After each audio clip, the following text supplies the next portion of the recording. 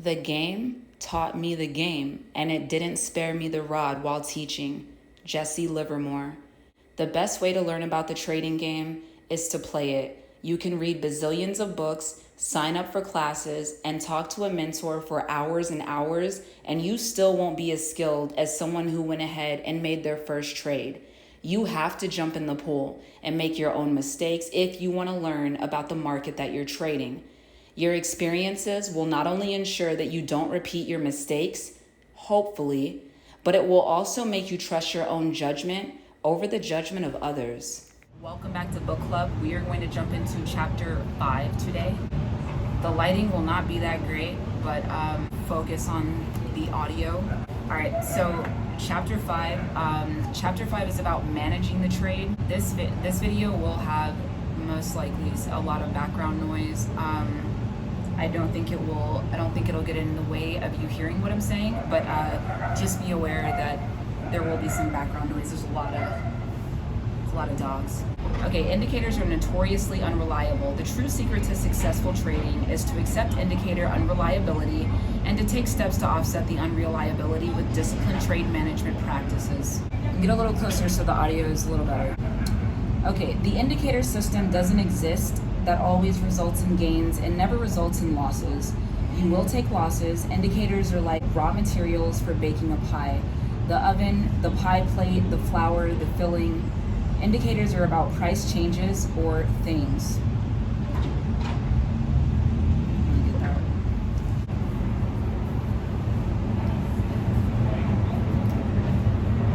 Okay.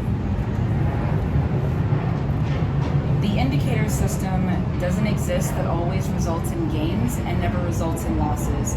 You will take losses. Indicators are like the raw materials for baking a pie, the oven, the pie plate, the flour, the filling.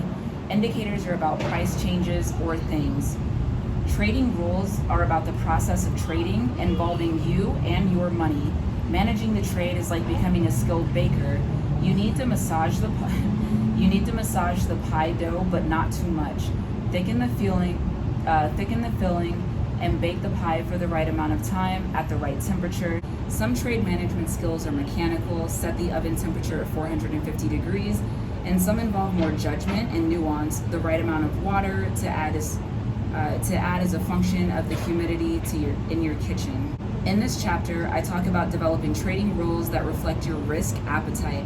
The emphasis is on the stop loss rule, or don't leave home without one. Talking about managing the trade before I talk about the indicators may seem a little strange, but I have a good reason for it.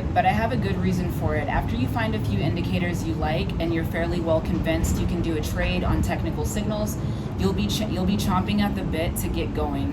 Don't take the plunge just yet. You're only halfway there. Building trading rules. A trading rule is the specific action you take when certain conditions are met.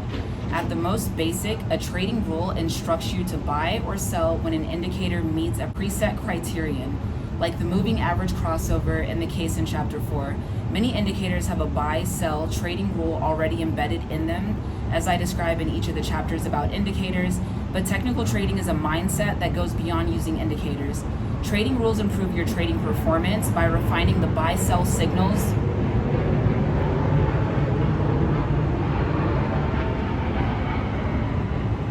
buy-sell signals you get from indicators.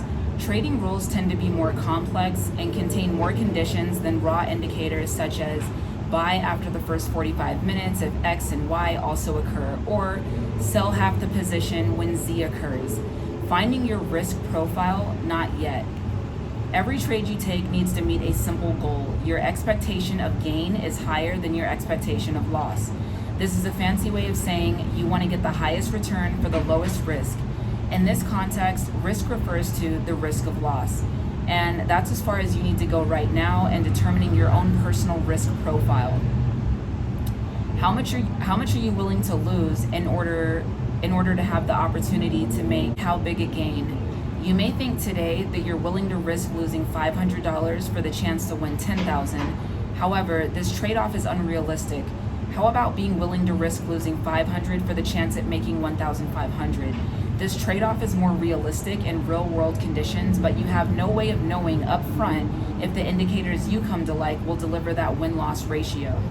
In a nutshell, you need to develop your indicators and your trading rules dynamically with constant feedback from one to the other in a process of self-discovery as to your risk profile.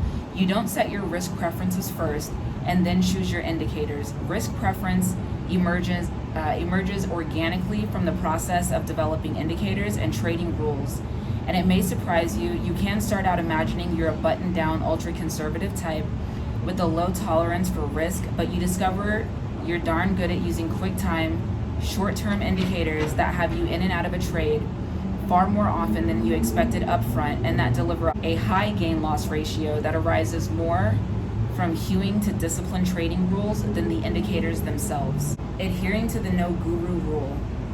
Trading rules are intimately intertwined with indicators. You can easily find the trader's top secrets, magic indicators, and the trade of the day on websites. Many promoters even explain the techniques, but you aren't doing yourself any favors adopting somebody else's indicators, because those indicators embed the guru's trading rules. He may be willing to swing at every pitch and able to accept big losses that will freeze your soul. Instead, you need to tailor the indicator to your risk appetite and not to the risk of the guru selling the trade or the program. The fault lies not in the indicator, but in the execution of the entry and exit that suits your risk appetite. Good trading isn't about the securities you trade or about indicators. It's about planning the trade ahead of time to suit your personal risk tolerance and following the plan. Managing the trade isn't exclusive to technical analysis, but all successful technical traders manage their trades.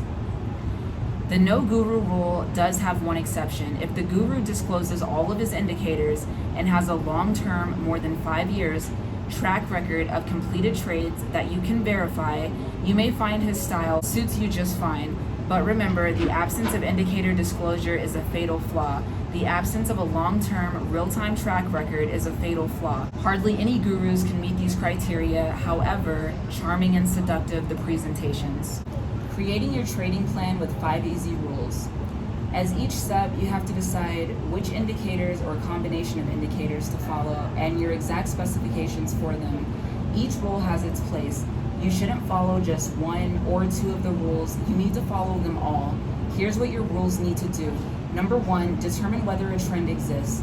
This rule may seem obvious, but keep in mind that trend following indicators are going to fail when the security isn't trending. Number 2, establish the rules for opening a position.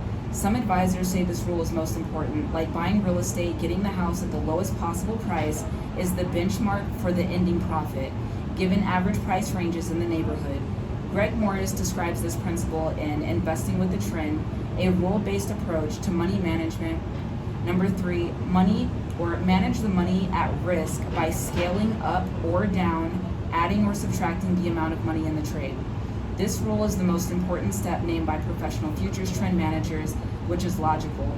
It's more profitable to increase funds in the currently winning trades and to withdraw funds from the laggard. Number 4, establish the rule for closing a position, set stops and targets. Professionals always observe this rule. For individuals whose minds may still hold vestiges of value, investing and buying and hold ideas, this rule is the most important. The paramount rule in technical trading is to control losses. Number 5, establish a re-entry rule after being stopped out or after the target is hit. This rule is my own contribution. Most technical analysts consider each buy-sell situation as a standalone case. After you've exited a position, you need to start all over again at the top and determine whether the security is trending. They say a re-entry is the same as an entry and takes all the same amount of work. But when you're looking at trading within a big macro trend, the re-entry is a different process. So say your security has been in an uptrend for many months. As in an uptrend, it corrects downward from time to time, exactly as Edwards and the Maggie described decades ago. You want to take profit at the first sign of a pullback and re-enter at a relatively low, refer to chapter 4, re-enter at a relative low. You want to be the swinging trader who takes the 8 trades and the overall move, or 4 if you're unable to take the short side. You already know the security is trending.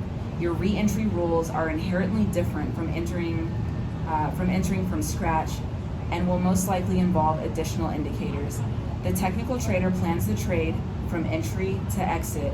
This is the opposite of traditional investing, where you buy a security for the indefinite period of time without a stop or a profit target. But if you want to increase your stake or preserve capital, it's when you sell that counts. You sell for the one of three reasons: you met a profit target, you met a loss limit, or you chose to increase or decrease the risk of a trade. You can pick so-so securities and apply so-so indicators to them, and if you're trading systematically, you can still make a decent net gain if you only control the losses. All right, cool. We're gonna stop right there, and we'll come back and we'll do combining indicators with trading rules, learning about different trading styles, system-guided trading, guerrilla trading, which I'm very interested in learning about. I've never heard that term before, and knowing how much is enough, and controlling losses, so important, massively. Well, thank you guys for joining. I will see you guys next time for chapter 5